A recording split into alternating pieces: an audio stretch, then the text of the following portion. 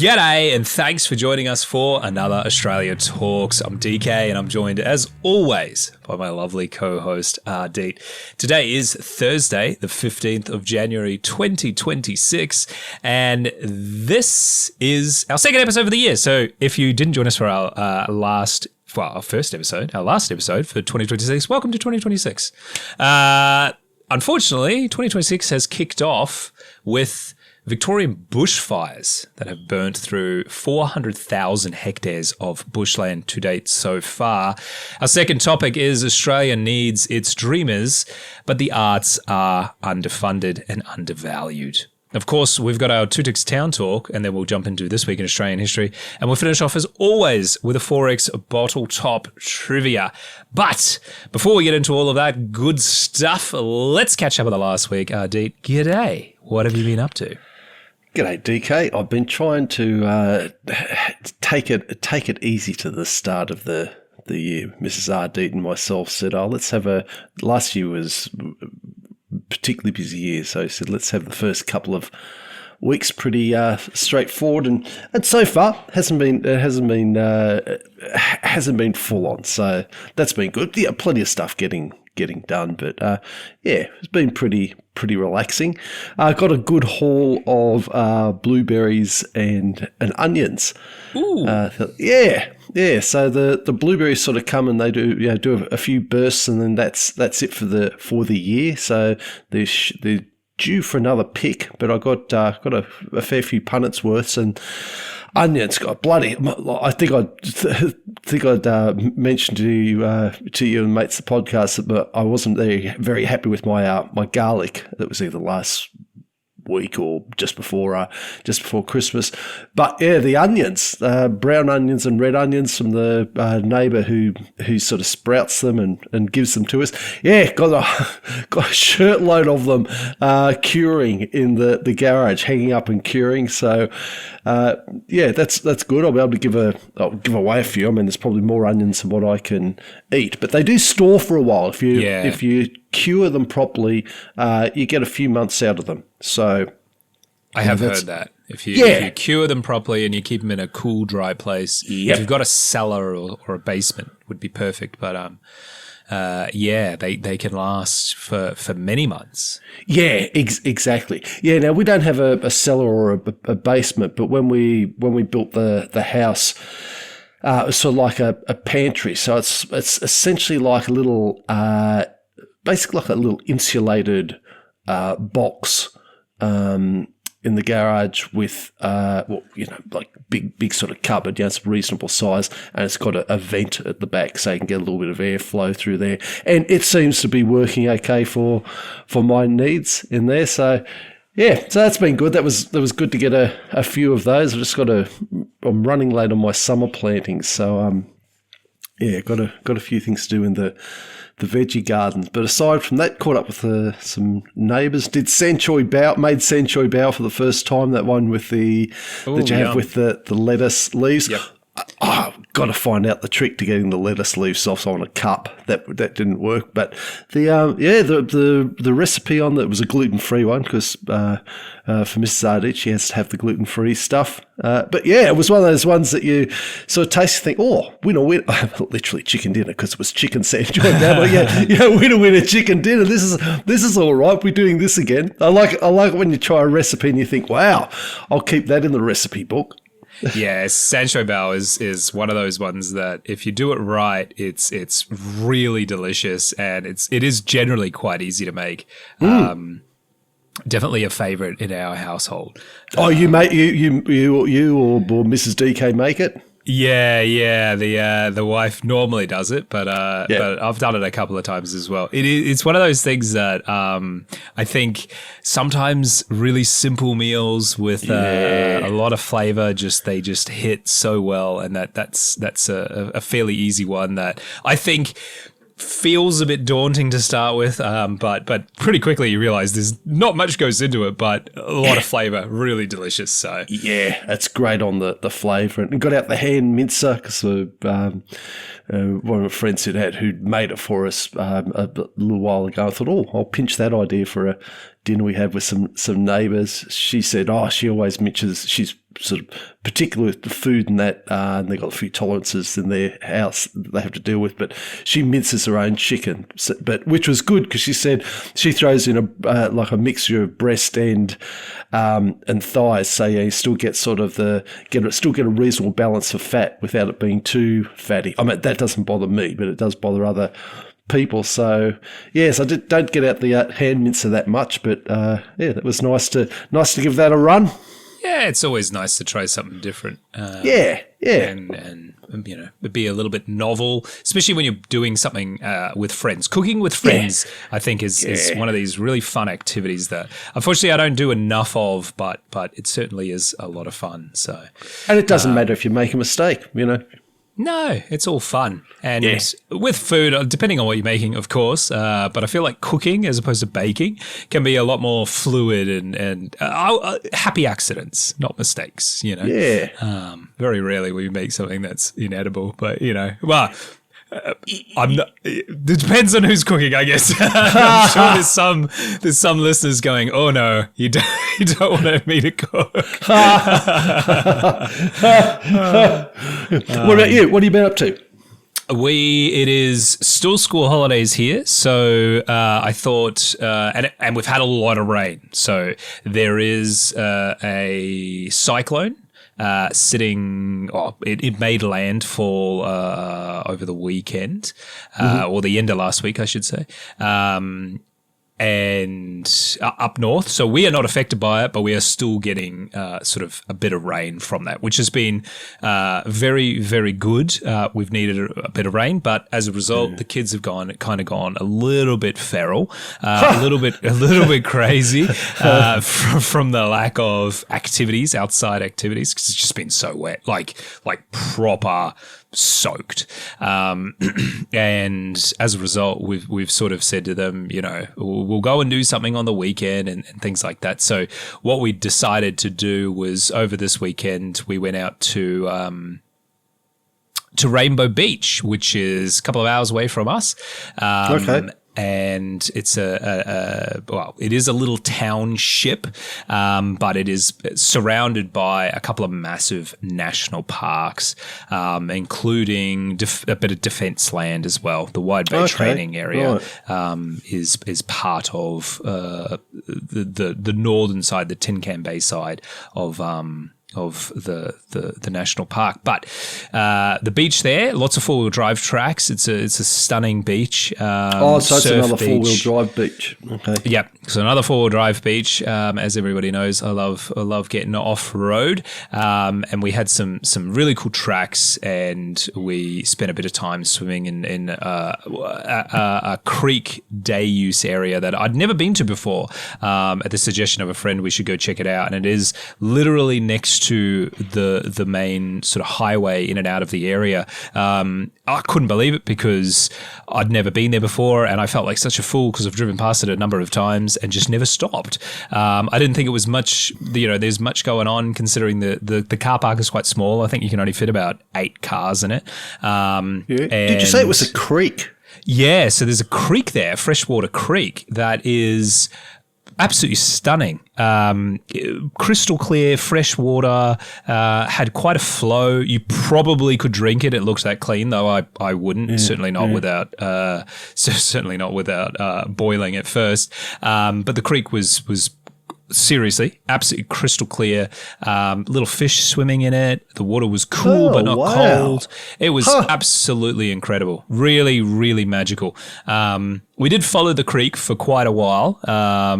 And I thought perhaps it opened up into a larger sort of estuary, or because the ocean isn't too far.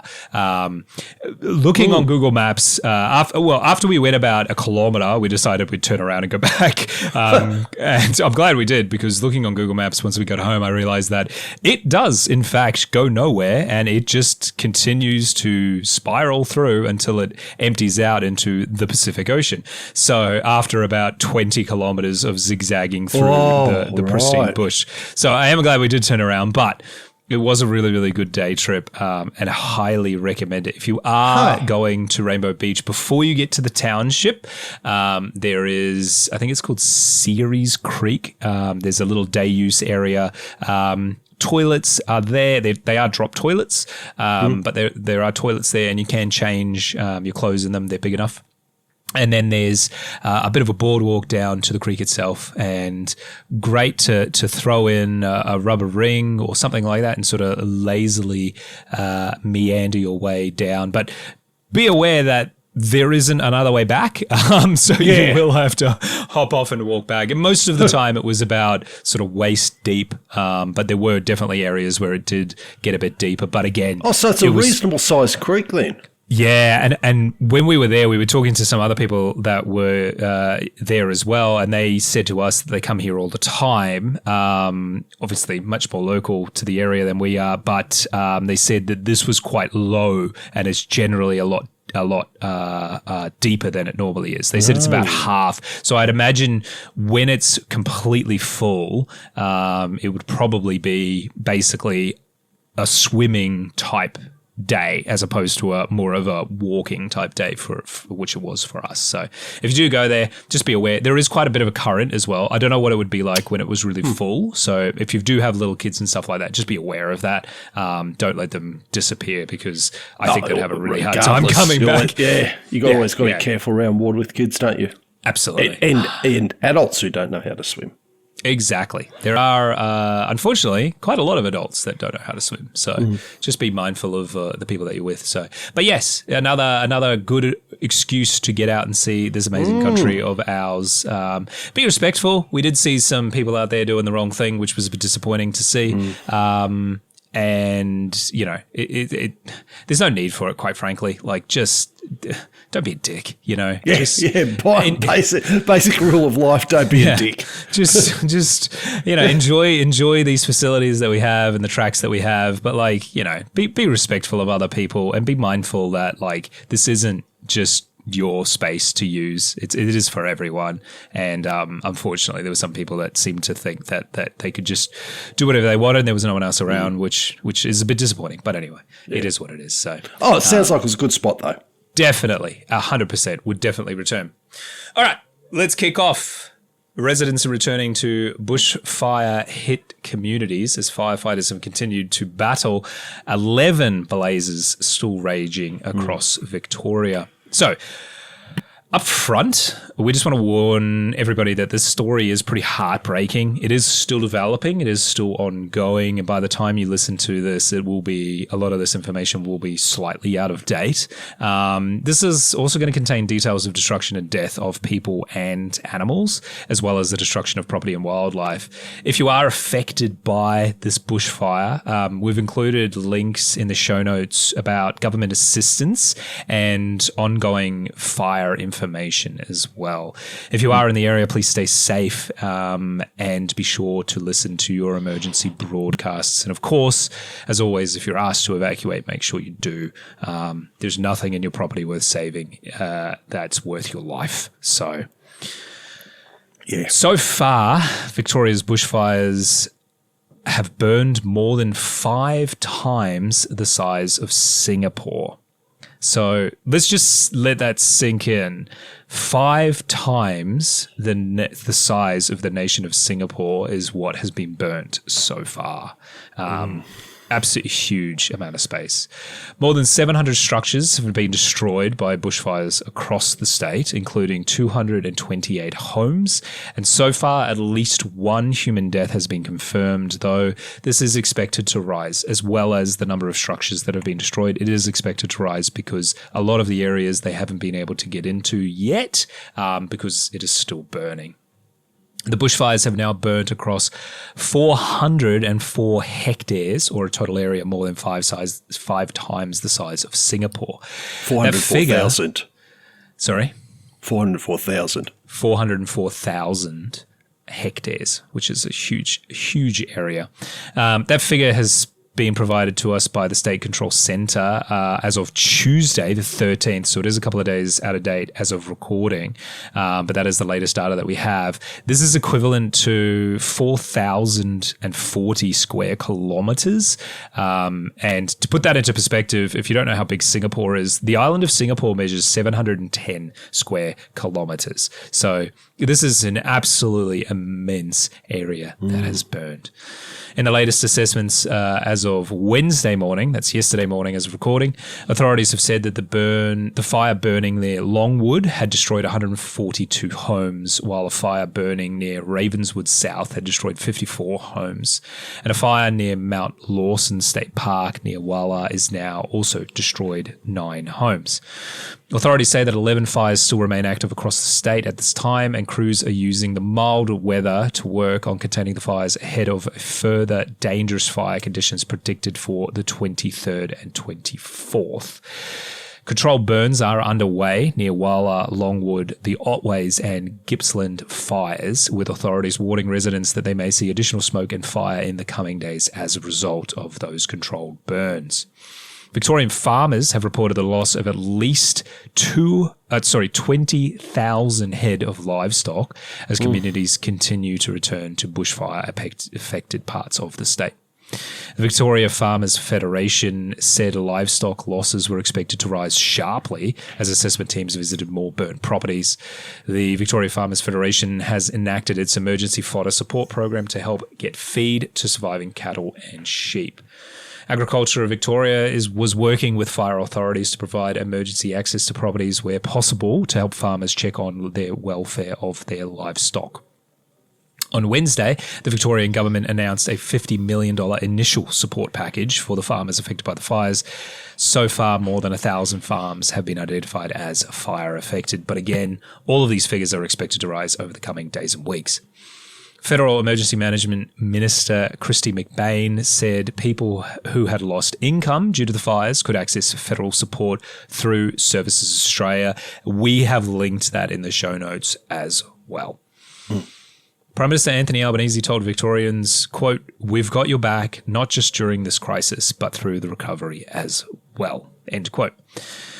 Victorian Emergency Management Commissioner Tim Weinbush said it was disappointing to see spectators travelling to the fire-affected areas. He says, quote, "Please do not enter those fire-impacted zones. Stay well away from them until they are safe. People were warned that even after a fire had passed, falling tree limbs could prove deadly," end quote. And just to add to that too, something that I think a lot of people don't understand, especially if they've not been affected by a major bushfire, a lot of the trees, particularly very large trees that have been burned in a seriously hot bushfire, the roots themselves can continue to burn long after the fire has passed. As a result, as you're walking through the areas, you may find that you will fall into a literal fire pit that can take your life. So do not travel to fire-impacted areas until they are declared safe by the authorities. Just stay away. It's not a tourist thing to go and look at the destruction. It's quite disgusting, actually, to walk around and sort of witness the destruction is pretty gross. Many look, I suppose it's a bit of a human thing, but really, if you're wanting to do that, you can wait till after it's declared safe. It's still going to be just as burnt, you know. Exactly. No, you're exactly right. Until it's declared safe, do not go to the areas, because currently many areas are still too dangerous to conduct even loss and damage assessments. So if the authorities aren't even going in there to have a look at what's going on, you absolutely should not be going in there. Yeah. 13 relief centres have been opened across the state offering support to affected communities, and a statewide total fire ban remains in place currently, with high fire danger continuing across the state, which I feel like we shouldn't need to be said, but it's good to add that in. Smoke and ash from the fires is likely to drift, and that can be potentially unpredictable. Air quality advice has been issued statewide, encouraging people to stay indoors and limit prolonged or heavy physical activity. I would extend that to parts of southern New South Wales as well. If you are near the border with Victoria, be aware of what's going on around you, because the fire doesn't care about the border areas and it can obviously jump across. But also be mindful of what you're doing outside, because smoke inhalation can affect you, even if it's not particularly heavy in your area. If you're out in the garden, if you're doing exercise and things like that, it's not something you really want to be breathing. Yeah. It is a whole lot of particles. I mean, we only had one day where, with the prevailing conditions, that the wind brought smoke. Probably 2 days brought smoke our way, and even being a long way away from it, it's still interesting how much smoke can still be in the air. And smoke is those fine particles, and the closer you get, the thicker it is. Exactly. Now, of course, you're in the state of Victoria. I don't believe you've been affected by this, but do you know anyone that's affected by this, or what's the feeling like around? Well, look, I don't know anybody who has been directly affected by it. I suppose it was one of those things that it was on the cards. Unfortunately, I suppose it's the nature of many parts of Australia. But we had those conditions, unfortunately, where you get the rain and the good growth, and then the really hot weather and the things dry out, and you've got the things just ready to go in there. So there were some warnings ahead of time. I did notice that was. It seems to have been managed a bit better, and that's all very well for me to say that wasn't managed well in the past. But just talking anecdotally about the way that things are getting reported and people discussing it, it does seem to have been managed a little bit more calmly and in a timely manner than previously, which, God, if you're having to deal with 11 massive fires and still going, there's a hell of a lot going on, a hell of a lot that the bloody black pillars can come out and criticise you about. But I've been pleased to see that there's not a lot of that, and to me that reflects how the management's done. So, look, so far that's when things come out of the mix, as you said, we're still it's really still pending assessment, and unfortunately, as you said, we're going to find out there's going to be a lot more horrible stories we read people and other structures and livestock. But so far, it seems to be one of the mood is one of those things that it was expected from the conditions. It feels like that there's been a bit more. I suppose because we have had some big fires down here over the last sort of decade and a bit. It does feel like one of those things where a lot more people seem to have taken note. It's still fresh in people's memory. Unfortunately, it won't be fresh in people's memory in another 10 years. Like if we have reasonably calm and people rebuild and. Yeah, look, that is one of the. I can understand why people want to build where they build in the bush, but that idyllic life can sometimes lead to complacency.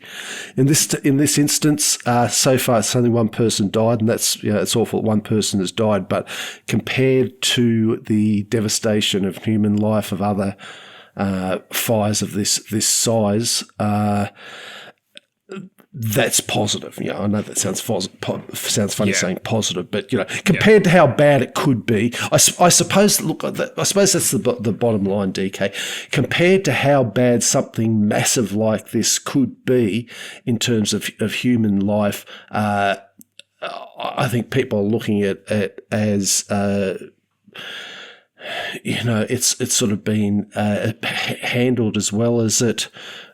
It can always be better, but it could always been handled as well as it could so far. So, it's still in the middle of it. They're still going. They're still big. You still can't get in there.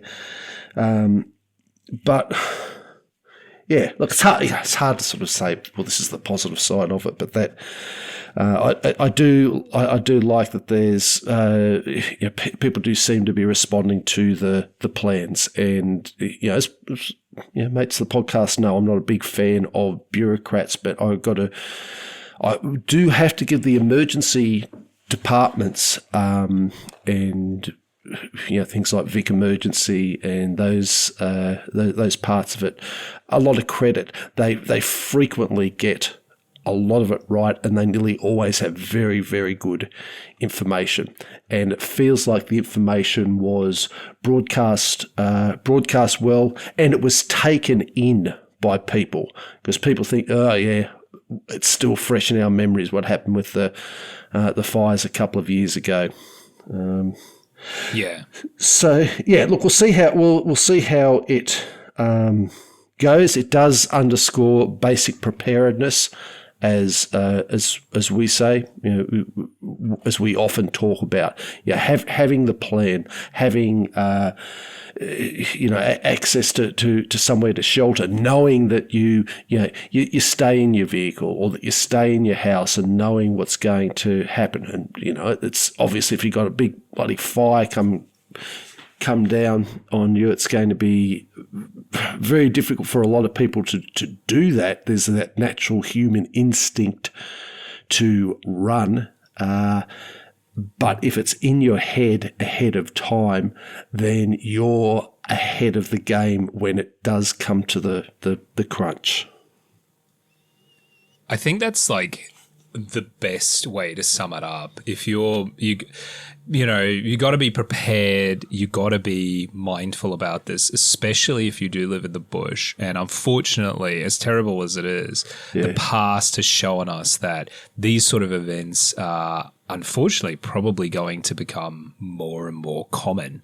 And the people of Victoria have been dealing with bushfires, particularly over the last couple of years. And as a result, I think a lot of people are taking them really seriously. They are being more prepared, well, as best prepared as you can. What I'm really hopeful for is that the people of these areas have been evacuated early enough that as bad as it is that 228 houses have been destroyed, which is absolutely tragic. Oh, bloody hell, that's a lot of houses. But houses can be rebuilt. Human lives, in my mind, is much more sacred than a couple of buildings. So if people are taking it seriously, they can get out. We can rebuild afterwards.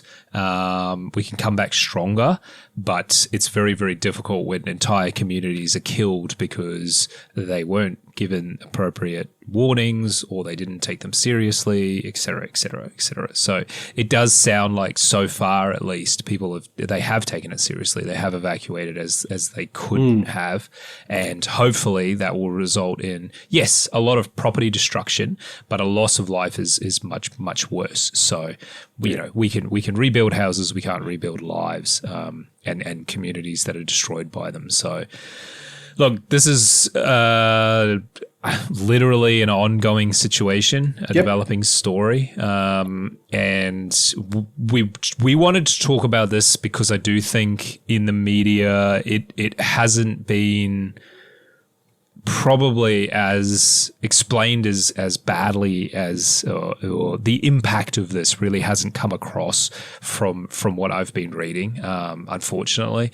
There have been a couple of really good sources, and we've linked them in the show notes as we always do, but I don't think this is getting much international attention, and unfortunately, possibly because it hasn't resulted in too many human deaths so far. Yeah, I think you're right on that. There's just, and it sounds horrible to say, but there's just not that slightly ghoulish side which can drive clicks.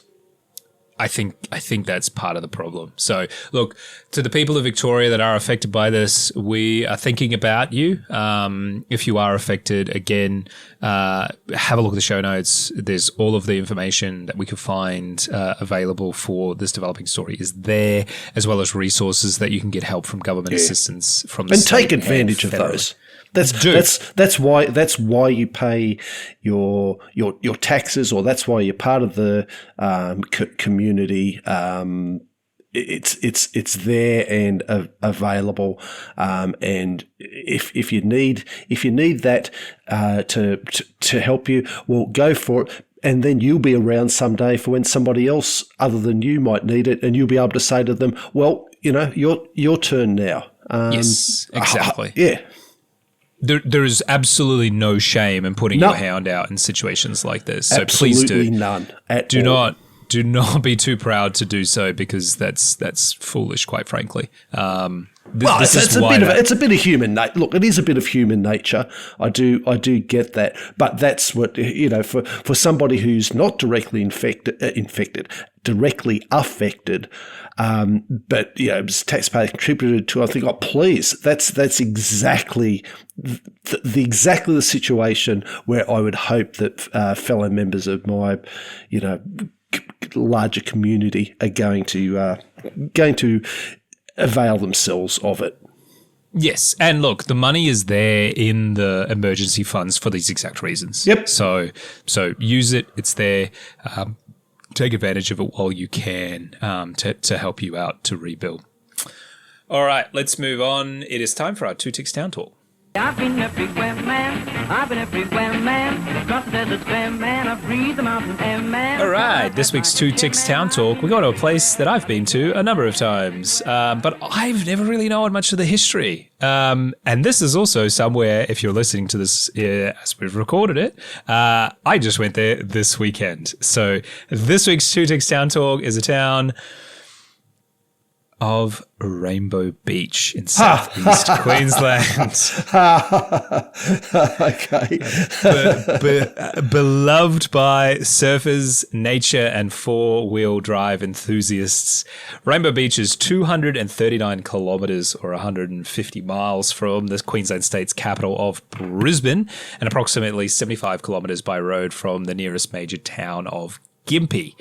It is a popular tourist destination, both in its own right and as the southern gateway to Gari, which is Fraser Island, via the Inskip Point Ferry. The name of the town is derived from the rainbow-coloured, it's yellow, pink, bit of darker shades. It's not a full rainbow, but it is very impressive. Really? It's actually coloured like you like unprompted. If you blindfolded me and took me to an unknown location again, and that was where it was, and I would jump out, I would look and say, "Look at all this bloody coloured sand." Yeah, so the colours in different areas are sort of pinky, white, like a black, yellow, like more yellow, like a clay yellow, not like a normal sand yellow. Obviously like a normal kind of sandy beige colour, oranges. So it very much, it's not a full rainbow, but it is multicolored. It is quite impressive to see. Wow. So the cliffs along the shoreline there are built up of these various different layers of different colors, hence the name. So the mineral-rich sands include rutile, ilmenite, zircon, and monazite. So amongst other chemicals as well. So the Cooloola section of the Great Sandy National Park borders the town to the south, and we will focus on the Cooloola section, which is where I spent my weekend. There are a number of walking tracks through the national park, which do depart from the southern outskirts of the Rainbow Beach Township, and that includes the northern end of the Cooloola Great Walk, which I haven't done the full Great Walk, but I have done parts of it, and I can tell you now it is exceptional. If you are a bit of like a good hike, like a good walk through the rainforest, it's absolutely stunning and well worth your time. So let's start as always with a bit of history. And unfortunately, there's not a lot of good history here.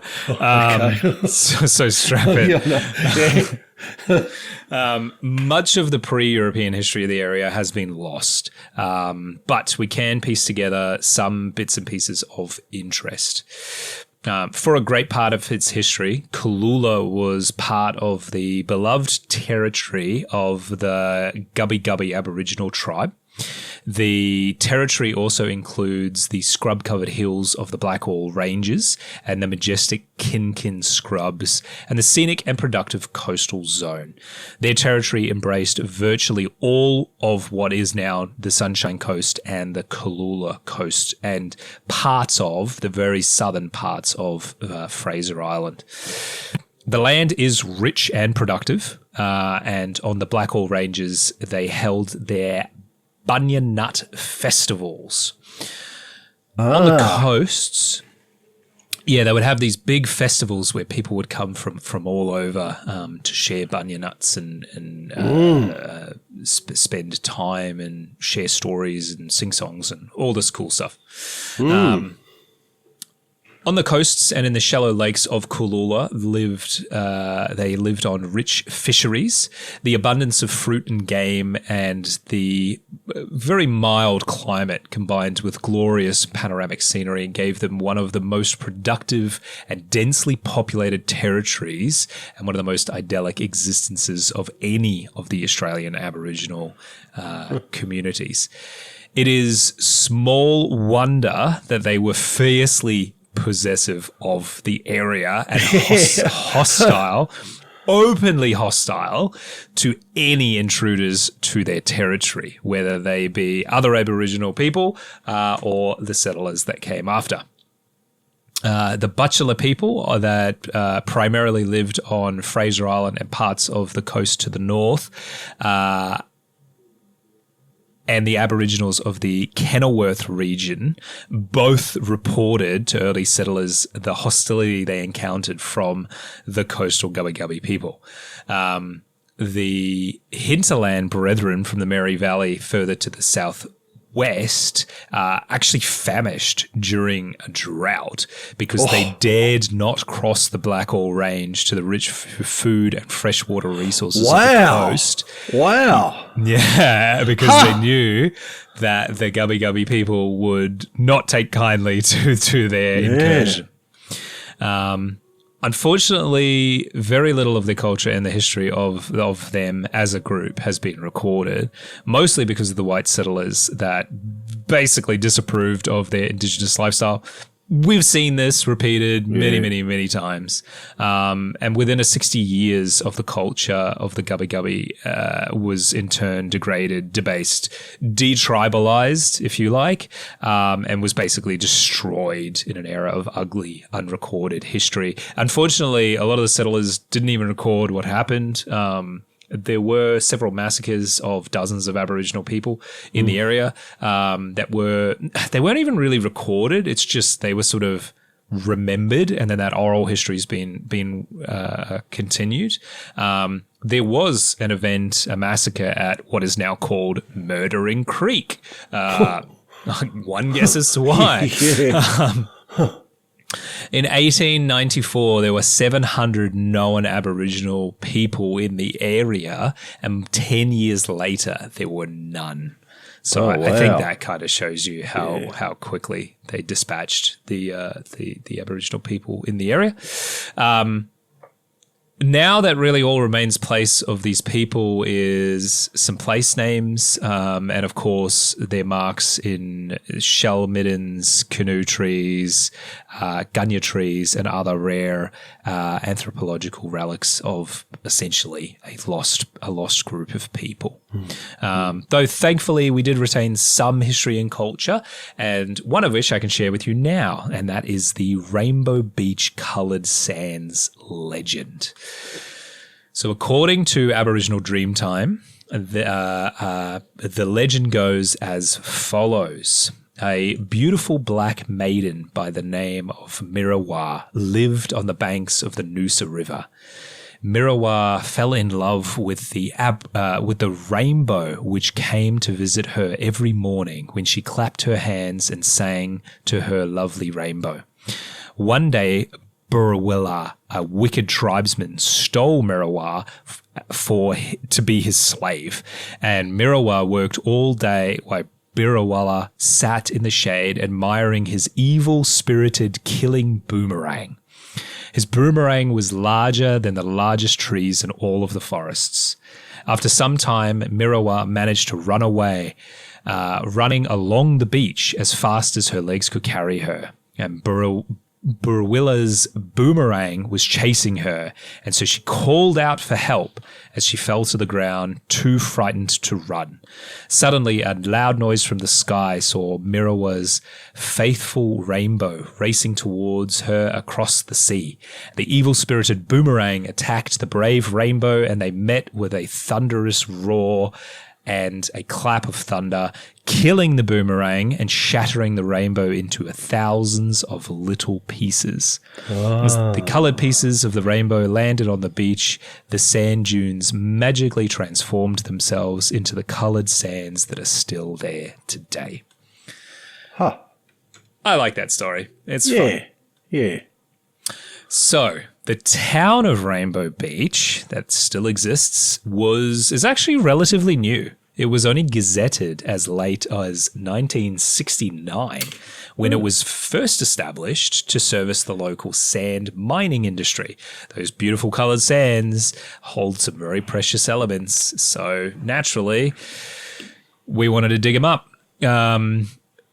Until that time, until the late 1960s, there actually wasn't even a formal road into what is now referred to as Rainbow Beach, the only access being via boat from Tin Can Bay. Sand mining ceased in 1976, and it has become a rather quiet and idyllic holiday, fishing and retirement getaway, which promotes itself not only as the gateway to Fraser Island, but also an eco-tourism destination. In 1967, a fella called Gordon Elmer built a ferro-cement barge in one of his paddocks at his farm at Arramore, which is to the west of this area. He named his barge the Fraser Dawn, while his neighbours doubted that the barge would even float in 1967. He proved them all wrong. He took his barge to Tin Can Bay, where it passed the harbour and marine inspection, and he launched his vessel into the water there. This barge became the very first ferry transportation service from Inskip Point to Gari, or Fraser Island. The ferry service was so popular that he proceeded to have 5 more barges built. Wow, good on him. Yeah, some of them were built in Gympie, while others were built in the northern town of Maryborough. He operated these barges for the rest of his working life until he retired and he sold the business. I don't know exactly when that happened. I couldn't find a date, but a ferry service does run to this day, and it is the easiest point to access Fraser Island from the south. So for many of you that are listening, odds are you are south of this area. So when you do come up, if you do want to go to Fraser, generally speaking, you'll cross over at Inskip. For 2 reasons. 1, it's much, much closer than going further north to cross over. And 2, it's actually quite a short distance for the ferry. And as a result, it's slightly cheaper. So, And presumably you can whack your car on there. Yes, so it is a car ferry, roll on, roll off ferry. It generally, well, it's more like a barge, I should say. It's not a huge vessel.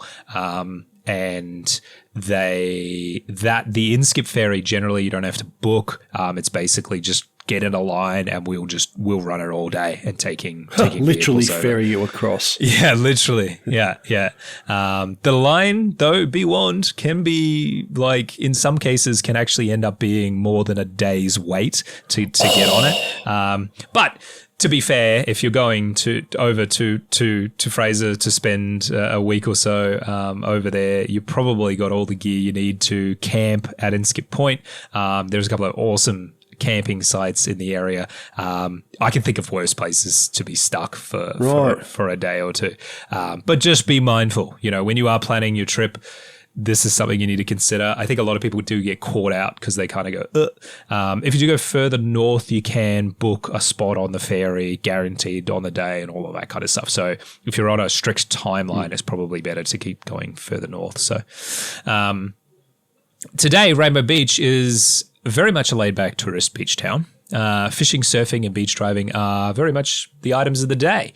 It's not really much else to do. A true representation of the vast landscape of Queensland's stunning coastline. You can sink your feet into golden sands of the Carlo sand blow, hike through the subtropical rainforest fringing the dunes, or explore the rainbow hues of the beachside cliffs. If you want to explore further, you can switch the bitumen for 4x4 off-road adventure along the Great Beach Drive, and you can take the beach highway from Rainbow Beach over to Inskip Point, which is the gateway to Fraser Island, as previously mentioned. Go at your own pace and set up camp along the shore of the Great Beach Drive. There's some excellent camping spots on the beach where you can wake up to the sound of waves, throw a line in, or catch a wave from your front yard. Just be mindful that there are quite a number of very hungry sharks that live in the area. So just, something to keep in the back of your mind. Is there any no crocs down there? Or it's too far south? Generally not too far south. It's not unknown, though. They have been seen, but it's pretty rare. It's not really something you need to keep in the back of your mind. Particularly if you're there in winter, I would say absolutely almost zero risk of encountering a croc. If you're there in summer, it could happen, but it'll be a single one.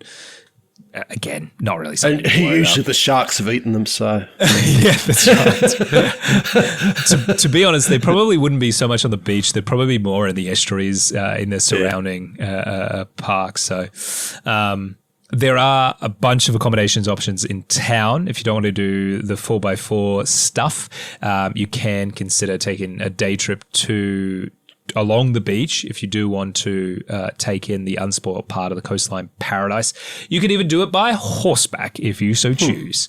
But there are a number of resorts and things like that in the town. So if you do want to immerse yourself in all that Mother Nature that has to offer in this stunning region, strap on your hiking boots and take some time to explore the vast Cooloola coastline during your walk along the Cooloola Great Walk.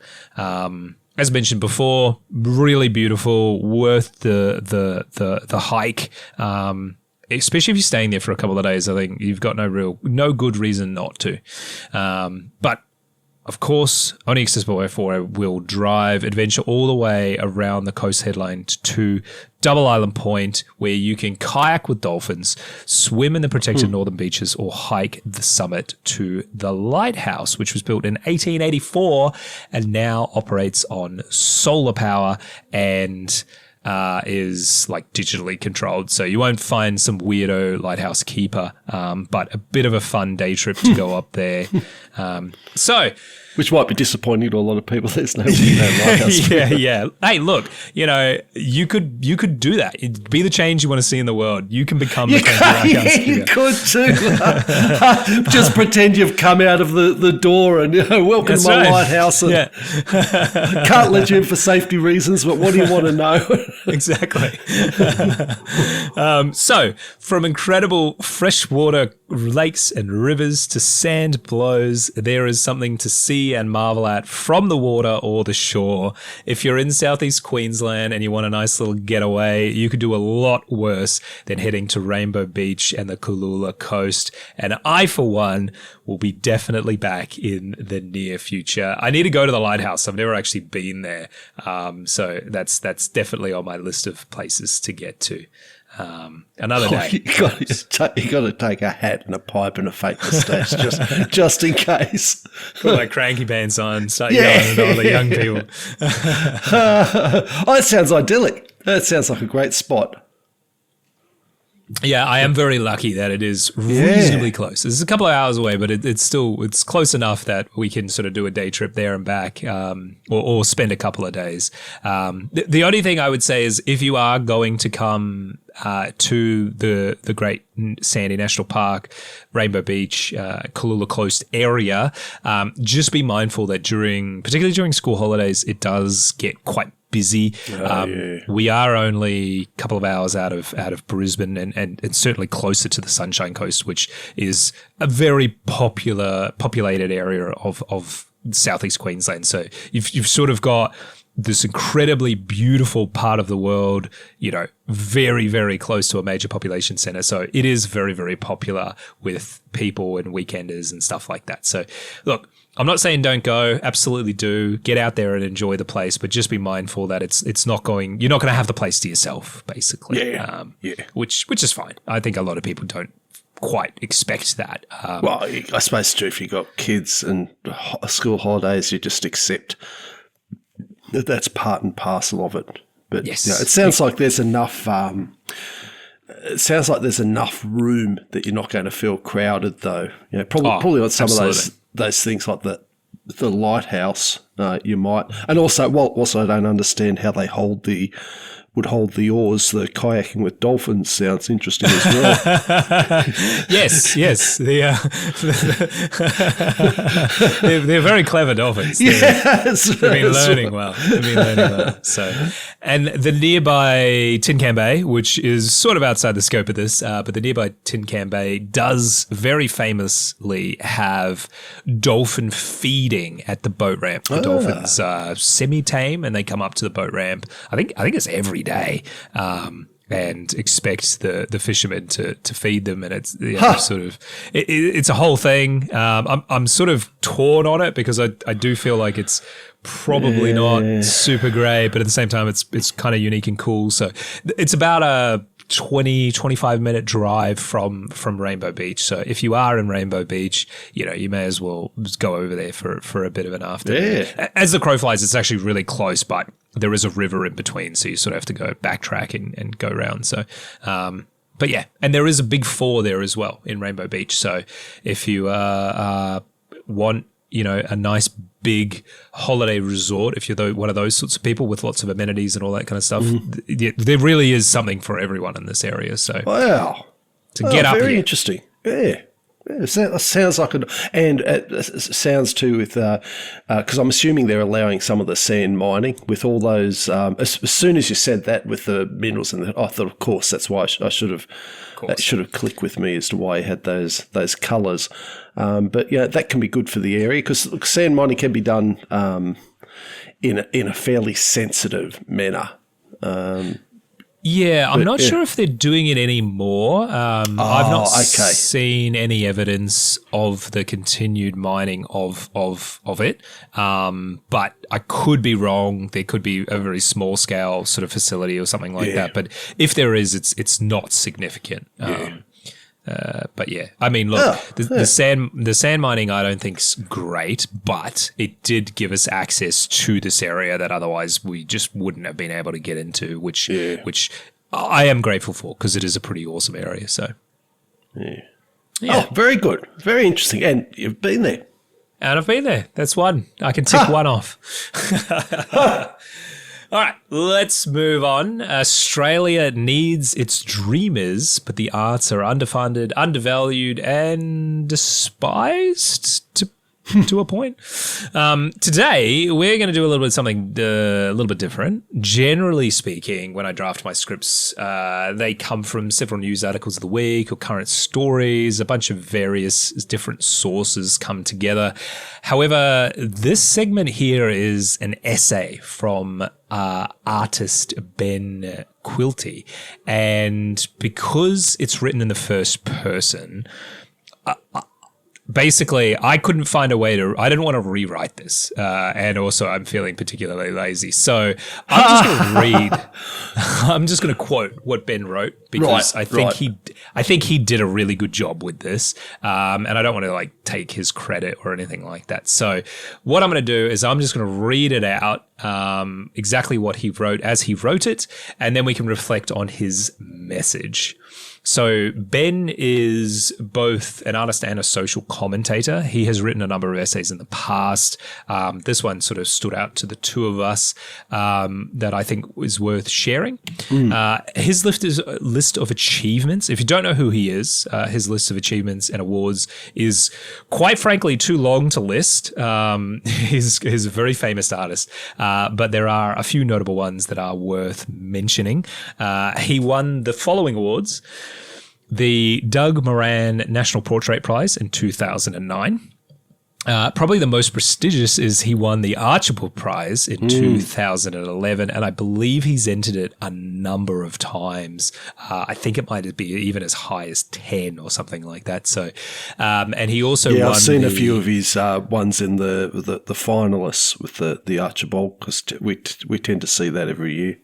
Yeah, he also won the Prudential Eye award in 2014, and he was also an official war artist attached to the Australian Defence Force in the global war on terror in Afghanistan in 2011, and subsequently spent 6 months creating art for the Australian War Memorial as well. So as always, we've got a direct link to the essay and Ben's website as well in the show notes if you do want to have a look at a lot of his art and all of his other social commentary essays as well. So here we go. I first voiced my desire to go to art school when I was 16. The school careers advisor, asked me what I wanted to do, not what I should do, not what my parents wanted and community expected, but what I wanted. So I told him, maybe art school. His response was alarm. He moved his reading glasses on his straight nose, made a note in his folder, and then, after I'd left the meeting, contacted my parents to urge them to enroll me in 3-unit economics. The only way to grow healthy, robust social fiber is through building an independent and confident culture. And the only way to build a confident culture is through encouraging the arts in all their forms by creating the conditions to tell our own stories. In Australia, sport is the most common cause for our chests to swell. On the sporting ground, we quickly and easily define contemporary nationhood on an international stage. If we win, our existence is stamped into the psyche of the opposition. We feel pride. It's no wonder that almost every Australian Prime Minister I remember has voiced their support or shown their allegiance to one team or another. A big gang of football players smashing an international opposition into foreign soil is a tonic for social issues and a recipe for national pride. But it lasts an hour or so and is a hit that dissolves quickly through the flimsy social fibre we've scraped together over 200 years. If sport is sugar, the arts are fibre. The last federal Liberal government doubled the fees for humanities degrees. If the cost of studying in the arts isn't enough for contemptual burden, just think about the investment we put into sports grounds and stadiums and Olympic teams. We support athletes at the Australian Institute of Sport with facilities and stipends. Part of the tax I paid from my Archibald Prize win in 2012 went to training athletes at the Australian Institute of Sport. Or training to make art, I repaid my university HECS fees and paid income tax as a builder's labourer. Choosing a career in sport in Australia is not only revered, but is financially encouraged. From the mid-1960s, a wave of reforms shook Australia. Gough Whitlam initiated progressive policies that have defined the country that we now live in. We finally begin to define a unique culture, warts and all. It is a brave political and social period, but bravery is only part of what it takes now to make art, to build cultural fibre. It's financial stupidity to enter the humanities in any of our universities, and the current federal government has done nothing to abate that. Parts of our media that are determined to shoot down creative minds attempting to solve problems and suggest remedies. That same media will be your constant and threatening bedfellow when you begin to pick at the scab. We stand in the 21st century, one of the wealthiest societies in human history, yet diminished and lost. A nation of rich cowards without even the courage to acknowledge our origins and far less the possibility of a better future than the nightmare daily growing around us. To be an artist in a society contemptuous of the very idea of art is an act of courage. It came as no surprise to me in 1990 that my career advisor was so cowardly.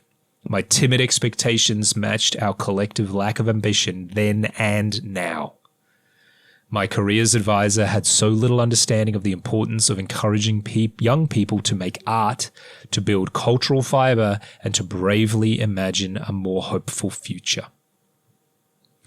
We need a society that once more values its dreamers and visionaries, those who uncomfortably go against the grain of what and who we are, exploring our nightmares so we might better know ourselves and create new dreams that reveal other ways of being. Not so much underfunded and undervalued as unsupported and despised. Our future artists are the key to building the social fibre that will sustain a healthy, resilient and successful Australia.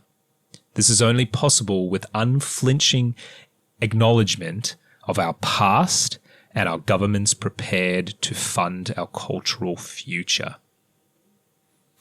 Thus ends Ben's essay.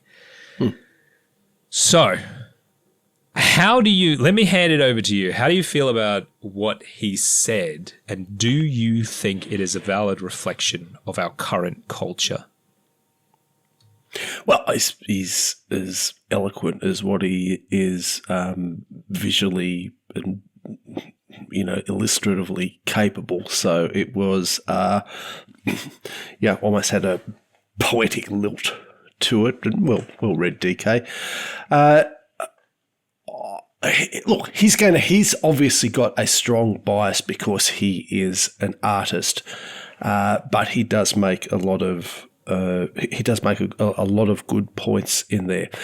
Yeah, art is underestimated as my personal opinion is that art is frequently underestimated as just how powerful it is. It can often be seen as elitist because of how it gets funded, and typically if you're wanting to be patronised by someone, that patron has to have money. So it does almost by necessity link you into a different strata of society quite often. Both an individual and an institutional level, and I think that creates a distance for the average person from a lot of art. I also think too, it's not something that tends to get. I suppose, be blunt. There's oftentimes with art, there's just a shirtload of wankers around there who are just blathering on about the meaning of everything, and it may well be the what the artist's trying to say, but to a lot of people, it comes over as just mate, get your hand off it. Now, personally, I also find that there's a lot of things with sports when somebody's telling me just, masses of statistics and why such and such a player in such and such a position. It's in that same category for me. Unfortunately, it's with art. It's not. There is that distance to a lot of people, and if there's no way to immediately connect with it, then you have the situation where as soon as fundings for the arts is presented, a lot of people think, well, why would I want to fund that? I'm not interested in it. I don't like it. I don't see the value in it. And I think that's often the fundamental problem that Quilty's underscoring there, and which often gets missed, the value of art. It's as long as humans have been around, they've been making art. And, it's always a thing, what is art? Well, look, I don't care. It's art and it can be so many things. I'm not going to pretend I can try to define it. But it is an innate part of the human being. It's something that's in our it's in our core, and it's something that resonates with people. It's one of those things that even if you're not into art, you can see an image or see a movie, hear a song, and be fundamentally impacted by it. And that's what I mean about the power of it. And once you have something that can impact you in a powerful way, you have a method for not only shaping culture, but frequently creating culture. And probably a good example of that is the different eras of music that we see and the culture that goes along with that. And then the visuals that go along with that. It ends up defining a way of being for people. And the upside is it's a means of expression for people. The downside is that it can often be co-opted by people with nefarious intent. We've seen it throughout many authoritarian regimes. One of the things, and this to me is one of the big arguments for it. One of the things that is often co-opted and controlled because the people in power understand it is the art. What music can you play? What images can you create? What auditory things and visual things and just simple feeling things are you allowed to create that are in service of that authoritarian regime? And they grab those things because they're powerful. So I think Quilty has a strong point in wanting to make the arts in Australia supportable and actually a stronger part of the Australian psyche. So look, I tend to I've got a bias towards what he's saying because I happen to agree with him. Just on my own personal level, I dabble a little bit just for my own amusement in painting and other sort of little artistic things as well. But I think he understands it at a deeper level than what it's often talked about. And I think that essay shows with him talking about the social implications and doing that contrast with sport. I think that's a poignant contrast for Australia, given how much money goes into sport.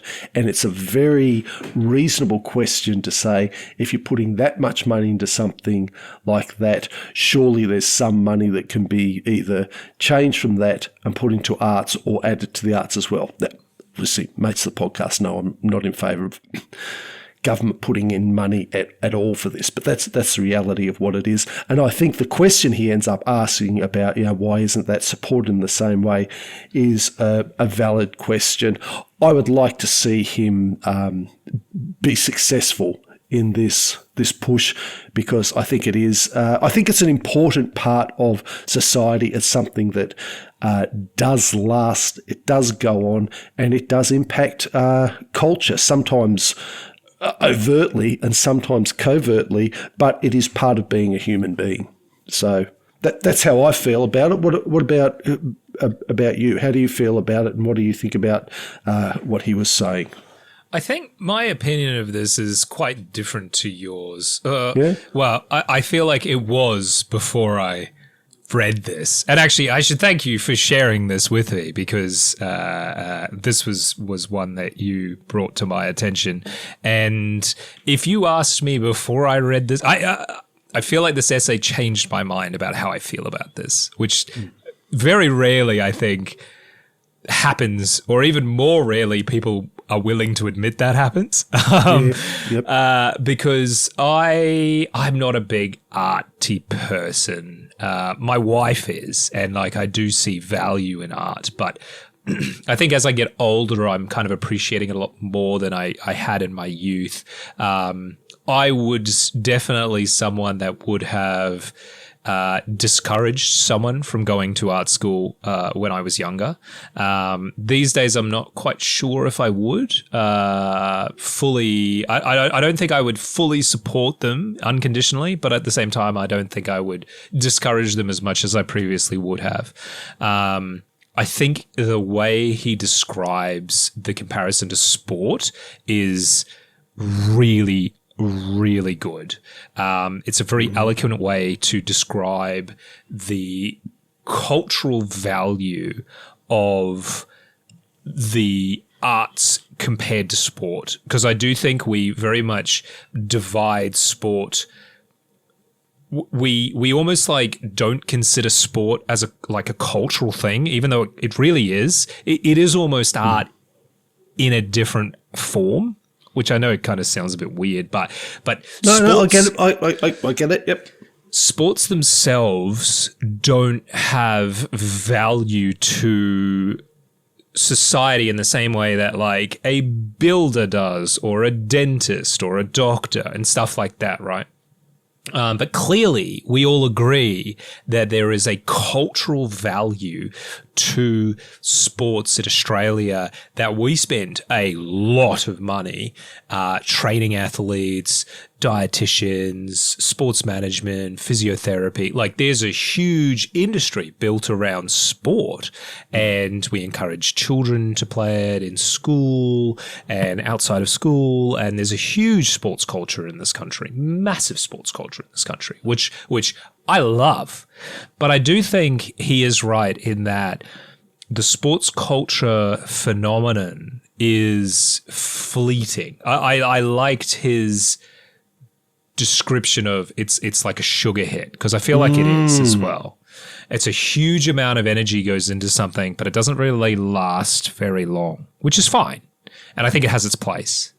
But the arts are different because they encompass a lot more.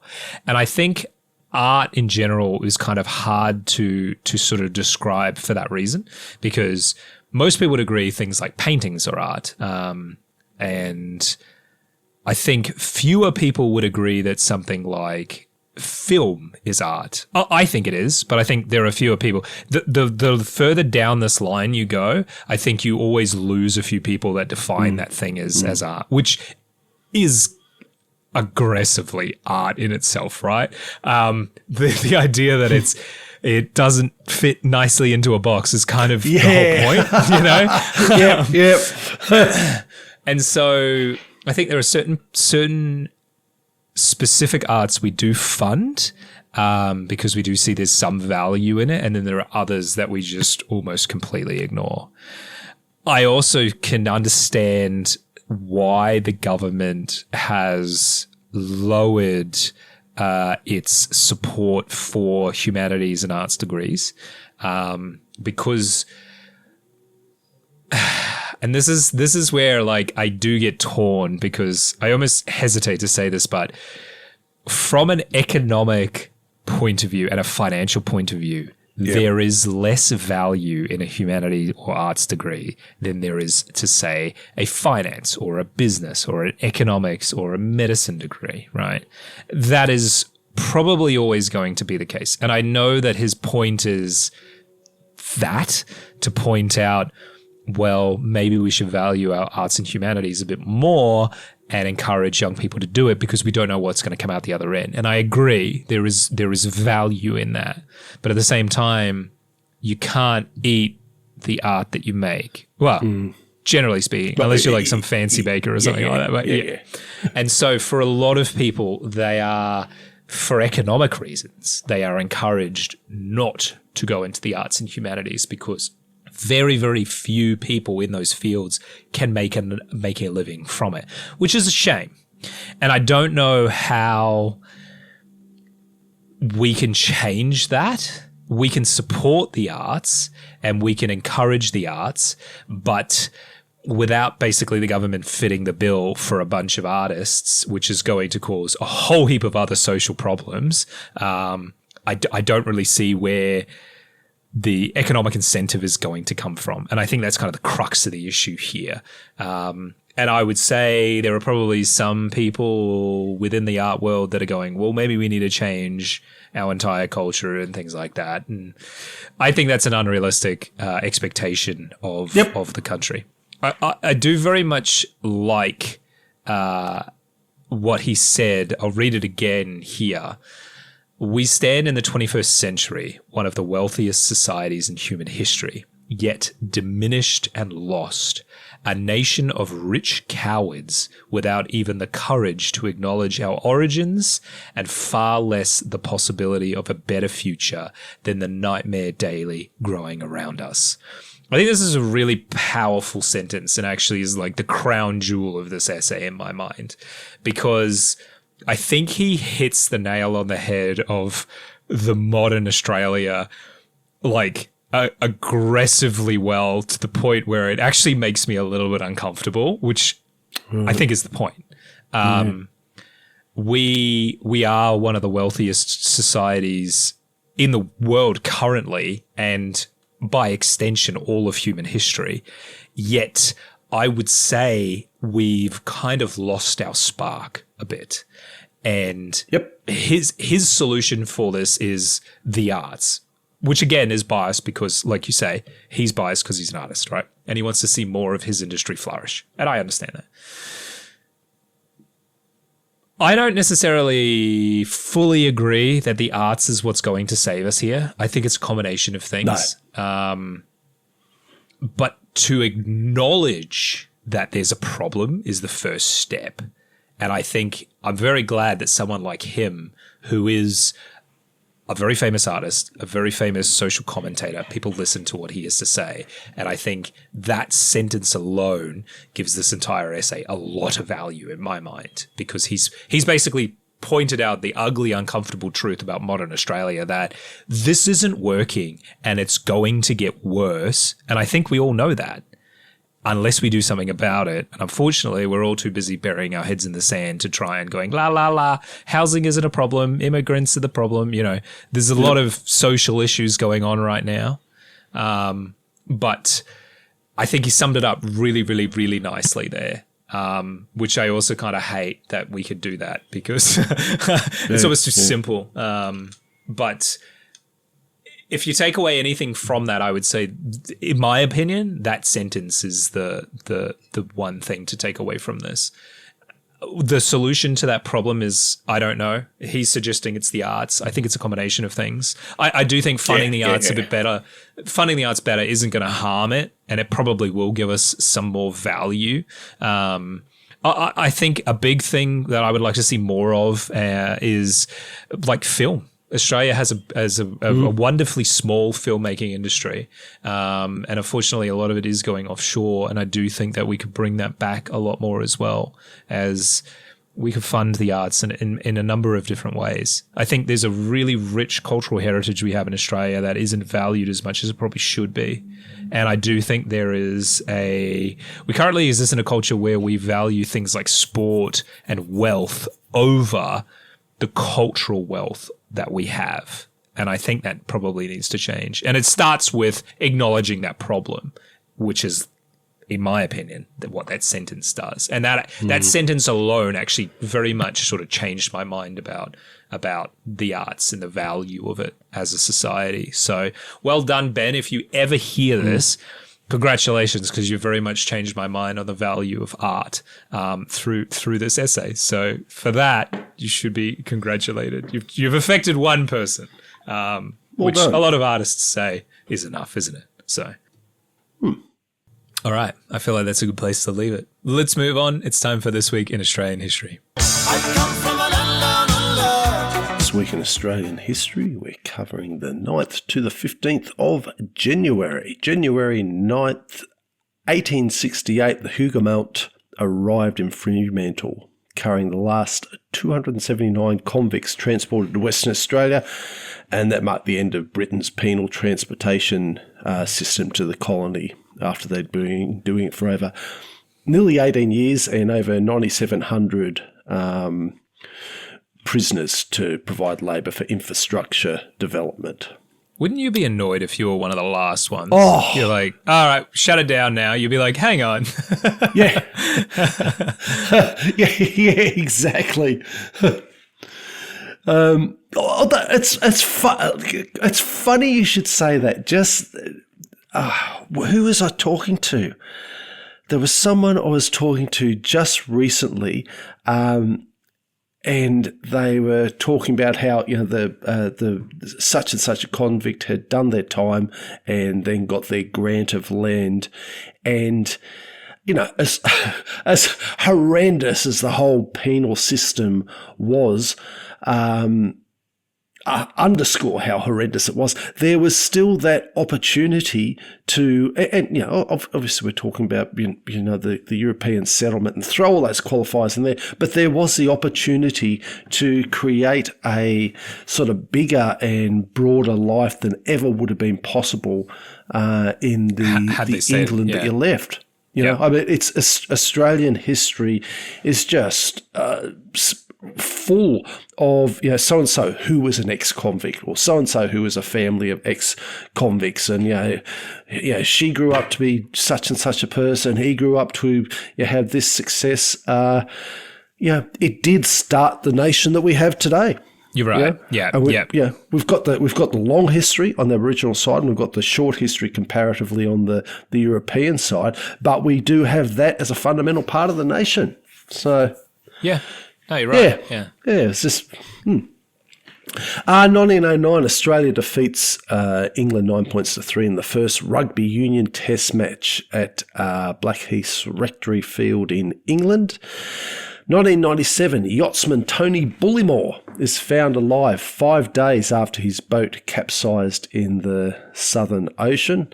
Big rescue for effort there, and lucky for him, he was unsurprisingly very grateful to the Royal Australian Navy frigate HMAS Adelaide. Yes, I knew a couple of guys that participated in that rescue event. So they didn't have a lot of nice things to say about him, because they did not want to be where he was found. Very rough weather, even on a very large ship. They weren't happy about it. So, yeah. But, you know, it was one of those things that as history goes on and those bumps get smoothed out, it becomes a survival story and a professional rescue effort and a bit of glory there. Of course, you know? Absolutely. History smooths out those bumps, doesn't it? That's right. January 10th, 1697, Willem de Vlaming made the first documented European sighting of the land region, which later became Perth. 1989, Assistant Federal Police Commissioner Colin Winchester was shot dead in the driveway of his Canberra home, and the assassination was linked to organised crime and his involvement in the investigations. January 11th in 1868, the Gateway Bridge, officially known as the Sir Leo Heilscher Gosh, that's a weird one. Hielsch. Heilschla. God, I'm struggling with that. You're up there. How do you pronounce it? Gateway Bridge is what we call it. Yes. I didn't know that it even had a different name. Apparently it doesn't. There's always a qualifier with apparently, but Heilschla Bridge, yeah. Heilschla, probably Heilschla. Was opened in Brisbane, Queensland, as a major infrastructure project to connect the northern and southern suburbs across the river. Yeah, it is. It is very tall. When you're at the top, I think you're 60, 70 meters above the water or something like that. So it's quite high. Yeah, bloody oath. 1990, convicted drug trafficker Warren Fellows receives a royal pardon and is released from jail in Thailand. Be blowing a lottery ticket on that day. Oh, yeah. Yeah. 2005, 9 people are killed in bushfires in South Australia, at that stage making them the worst fires seen in Australia since Ash Wednesday. January 12th, 1943, Australian and American forces begin attack on Sanananda during the Battle of Boona Gona in the region near Port Moresby in Papua New Guinea. 2005, Australia's first 2020 cricket game was played at the Wacker Ground between the Western Warriors and the Victorian Bushrangers. It's funny, just harkening back to the Ben Quilty one, just thinking that with the, This Week in Australian History, how few art things there are. I mean, there's been things such and such, the Archibald Prize was created, but it just reading those out there, I'm thinking, that's sort of underscoring the point he was making. And if you've one of these people who's sort of one of the mates of the podcast who just skip ahead to this section, or you're zoned out on the other one, we're talking about the story before with Ben Quilty's essay. So topic 2, but yeah, that was funny. That just struck me then as I was going through and thinking, I'm not aware of, such and such a painting was created, or I suppose we get some films released come through, don't we? Yeah. But you're right. It is strangely absent for most of it. Yeah, exactly. January 13th, 1851, Charles Augustus Fitzroy commissioned as Governor-General of all Her Majesty's Australian possessions, and that was the forerunner of the GG, the Governor-General of Australia. 1939, Victoria experiences the Black Friday bushfires, and that took out approximately 2 million hectares of land and resulted in 71 fatalities. Wow. And it was exacerbating the impact of several years of severe drought and high temperature and poor land management practices, and they had powerful winds, and it was just, it destroyed towns and farms and forests. They did do a Royal Commission, and that led to the establishment of the Country Fire Authority. But yeah, it was, goes back to our topic 1. This is not all meant to be a callback to the topics, but it's interesting that those ones have come up. And obviously we're doing history from this time of year. We're going to be talking about bushfires because that's when we, course. As they say, history rarely repeats, but it often rhymes. Yes, exactly. 1939, Melbourne records its hottest temperature of 45.6 degrees Celsius. Yeah. A bit bloody warm. 2004, the Spirit of Tasmania 3 makes its inaugural trip from Sydney to Devonport, and that ceased 2 years later. January 14th, 1815, the road over the Blue Mountains is completed to the Macquarie River. 1862, bushfires ravaged Lara and the Dandenong Ranges in Victoria, causing 14 deaths. 2002, CASA, that's the mobs who look after the planes down here, the Civil Aviation Safety Authority, grounds 5,000 light aircraft that had used contaminated mobile fuel. So yeah, they did a good job there, and the fuel was dodgy. Yeah, that's like, mobile, you cocked up big time, but yeah. January 15th, 1944, Australian 9th Division capture the town of Seo, destroying the Japanese 20th Division in the protracted Huon Peninsula campaign. And Papua New Guinea. Papua New Guinea, yeah. And then finally, in 1944, the destroyer HMAS Bataan, Bataan, is launched by the wife of US General Douglas MacArthur. And I know, what do they normally, I was going to go into a segue with hopefully they launched it with swinging a stubby at it rather than a bottle of champagne. But what do they actually, I'm going to move away from a segue and squeeze in something else after that. I don't know what yet, but I'll keep talking. But when they launch a new ship for the Navy, do they have is there something in the ceremony like breaking a bottle, or is that just for civilian stuff?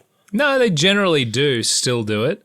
Different countries do different things, but generally it's the tradition is a bottle of wine, traditionally champagne, but it doesn't have to be. And it's almost always a woman that releases the bottle.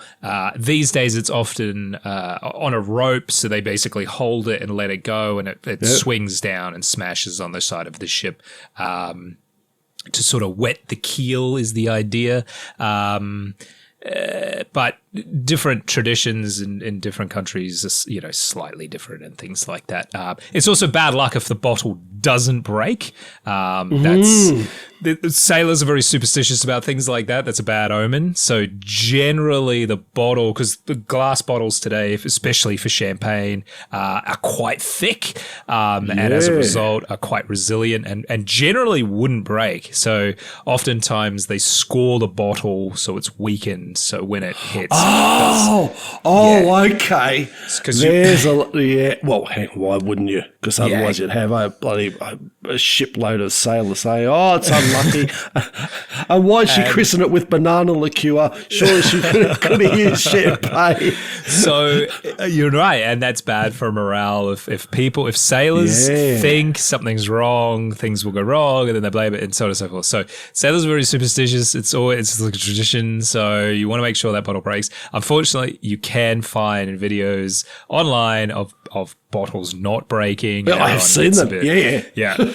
Especially when they try repeatedly and it still doesn't break. It becomes really like desperate. Like, oh, come on, swing it harder.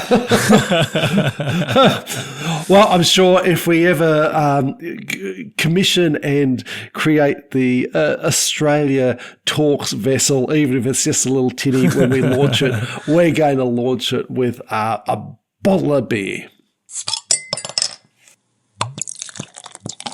That sound, as we know, leads us to the 4X bottle top quiz. So we're doing Australian etymology, origin of words. Now, the first one, so there'll be 3 questions in degrees of increasing difficulty. First one, you will almost, I'll be astounded if you don't get this. The second one, I reckon you probably know it. Third one, I'll be astounded if you do get it. Okay. So no pressure. But yeah, that's my assessment on it. That's what I reckon. So first off, what is the origin of the word woomera? Oh, we did this one recently. Wasn't a woomera? You did a whole bloody series on it. Yeah. It was a bloody how do you describe it? It's like a throwing stick, but you launch it with another stick. I don't know what you call it. It's not a. I guess you use a stick to throw a spear. I guess that's how you describe it. Yeah, you'd call it a spear throwing device. Yeah. Similar to was it an addle? Yeah, that's it. Yes, I was trying to think of what the other. Yes, they've been used around the world, but apparently, if you're good at it, ridiculously dangerous. Like very much a leveling up of the humble spear. Yeah. Yeah. Oh, exactly. It's a force multiplier. It magnifies it increases your range, increases the impact of it. I'm guessing the first the obvious question. So the origin is who came up with the word? The Aboriginal. Yeah. Australian Aboriginal. Yeah. I think they weren't of that local area though. From memory, they were from a different region. But the authorities, the powers that be, felt that it was very appropriate to have a missile range named after the spear throwing tool, which I agree. But it wasn't like a local dialect, which I do think is kind of funny. You wonder how the power dynamics shifted with because there's often this thing of people forget that, and you talked about it in the Two Ticks Town Talk. Oh, because that's 3 callbacks, completely unintentional, but it just happened. But you talked about it in the Two Ticks Town Talk how with the oh damn it, I've forgotten the name of the mob up there near Rainbow Beach. Was it? The Gubby up at Rainbow Beach. Gubby, yeah. And how they were fiercely protective of their area, but you wonder about how the first, because someone had to be first, and someone's mob's going to be first on that. Once they actually had their Woomera, just how much of a difference it actually would have made to their conquest of territory and their control. It would be like bringing a firearm to a knife fight. I feel like it would be a huge advantage, almost an unfair advantage. I would imagine. Look, for people who haven't, if I think about it, I'll let me note down link to Woomera. If I find one that's decent and easy, I'll pop it in. But otherwise, have a look yourself. It makes a astounding difference. Question 2: what is the origin of the word nullarbor, as in the Nullarbor Plain?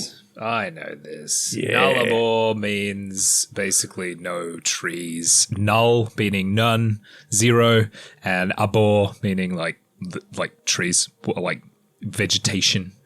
Yep, exactly. So its etymology it's Latin, isn't it? Exactly.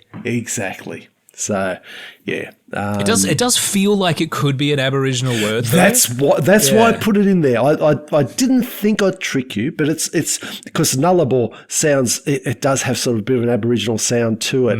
And I know when I was younger, I thought it was just an Aboriginal word until someone said, "Oh no, it's Latin." It's whatever you call it, concatenation or something like that. And the other now, a nullarbor? It's when you cross the nullarbor, what? Plain? Yeah, I used to always say plains, and it's just a lot of us say nullarbor plains as a plural, but there's only one of them. So there's only one, it's just really big.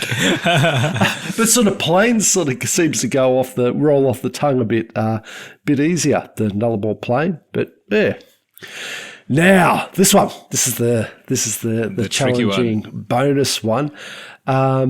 What is the origin once again of the name Phar Lap, the great racehorse?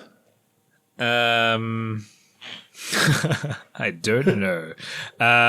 He can run far and lap you. He'll lap them, lap you. You might be surprised to hear that. No. No. Oh, no, because it was spelt, wasn't it? It's PH or something, isn't it? Yeah, PHARLAP. So what's the origin? Why is he called Farlap? Oh, is this like? I feel like it's probably named after some word, like from a completely different language or something like that. It's definitely a completely different language. Yeah, because of the PH, obviously. Yep. Oh God! If he starts to settle, but no, disappointed. I don't. I'm sort of Farlap. It does sound like it could be like Vietnamese or something. Oh God! I'm not going to do. It's not Vietnamese. It's not Vietnamese, but geez, you're zeroing in on it. Keep going a bit. It feels like an Asian. I'm not going to do the voice. Yep. I'm not going to do the accent, but it does feel like because. Yep, you're completely in the correct region. So the horse was a Kiwi, wasn't it? It was born in New Zealand. No, it's Australian. Yes, it was born here. No, it was born in New Zealand. Yeah. So I'm just trying to think what its owners would have named it. Like, what's their origins, and so what's their inspiration is what I'm thinking. I don't have an answer to that, but you keep sticking your Southeast Asian. If it's so I was like, it's not. I don't think it's a Maori word or anything like that. It's sort of my thinking along that line. So if it's Southeast Asian, is it like? I don't know. What's like? Is it like Quicken Cambodian or something like that? Oh God, you're so circling around the It's areas. the PH that's making me go. It's if it was an F, I'd have no idea. I don't know. Is it Speedy in Filipino dialect or something like that? I don't know. Put me out of my misery. Look, I tell you what, you're bloody going. I'm going to give you an easy half point, maybe even 0.66, just because of how you zeroed in on that. So now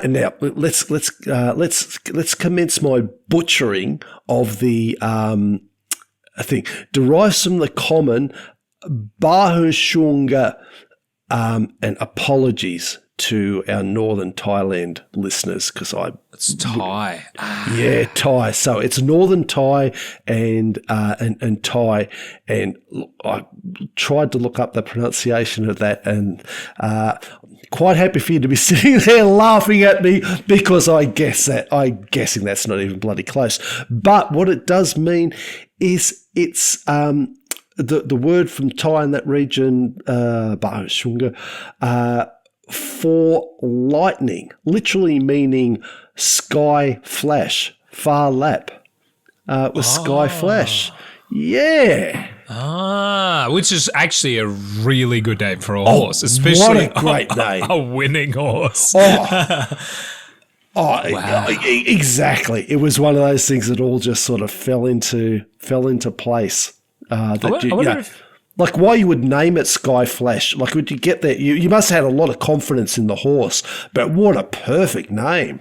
Do you know if that's just like a common, like what Thai people call like lightning or something like that? Or that was my understanding. Kind of obscure? No, that was my understanding from what I read, and happy to be corrected on this, but my understanding what I read was that's the Thai and Northern Thai word for sky for lightning, meaning sky flash. Sky flash, yeah, which is I love that. Yeah. What is that? Yeah. It's a sky flash. Like clearly, obviously.